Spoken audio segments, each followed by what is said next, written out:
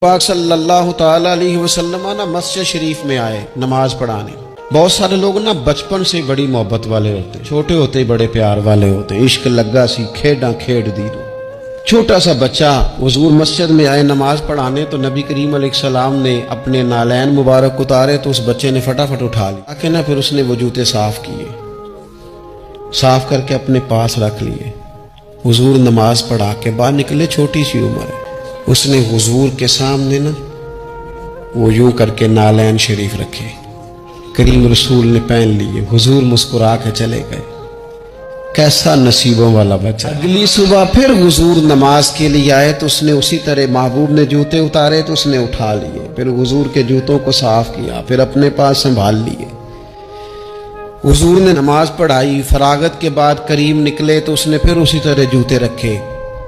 تیسرا دن ہوا، وہ یوں سامنے کھڑا ہے، حضور نے یوں مسکرا کے دیکھا، کریم نے دیکھا، محبوب نے جوتے اتارے، اس نے تھامے، صاف کیے، اپنے پاس رکھ لیے۔ حضور تکمیل نماز پر باہر نکلے، جوتے اس نے سامنے رکھے۔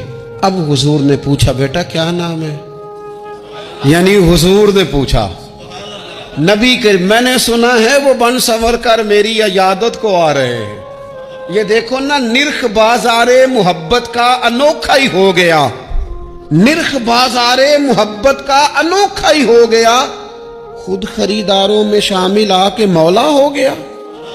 یعنی حضور نے خود حال پوچھ لیا، نبی کریم نے حال پوچھا، کیا نام ہے؟ اس نے کہا فلاں نام۔ باپ کا کیا نام ہے؟ حضور فلاں بن فلاں۔ کس قبیلے سے ہو؟ یا رسول اللہ فلانے قبیلے سے۔ فرمایا تمہیں کس نے کہا ہے میرے جوتے اٹھاؤ، صاف کرو، پاس رکھو، جب نکلوں تو دو؟ عرض کرنے لگے، حضور کسی نے بھی نہیں کہا، میرا دل کرتا ہے۔ یا رسول اللہ میرا دل کرتا ہے، مجھے کسی نے بھی نہیں کہا۔